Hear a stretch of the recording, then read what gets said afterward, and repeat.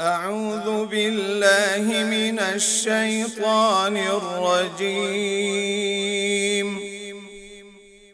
بسم الله الرحمن الرحيم.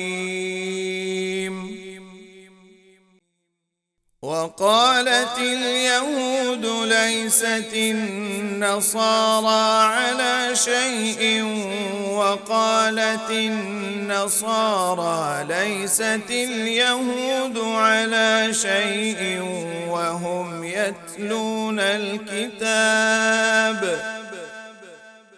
كذلك قال الذين لا يعلمون مثل قولهم فالله يحكم بينهم يوم القيامة فيما كانوا فيه يختلفون. ومن أظلم ممن منع مساجد الله أن يذكر فيها اسمه وسعى في خرابها أولئك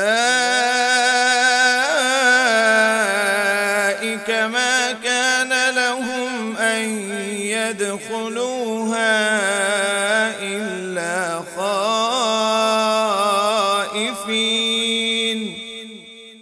لهم في الدنيا خزي ولهم في الآخرة عذاب عظيم.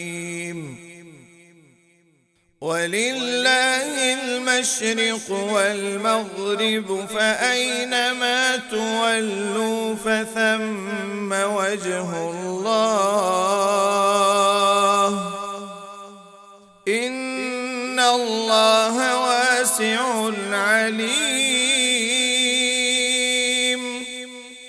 وقالوا اتخذ الله ولدا سبحانه بل له ما في السماوات والأرض كل له قانتون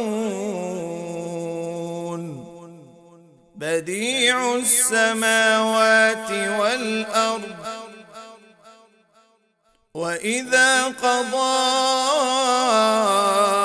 أمرا فإنما يقول له كن فيكون.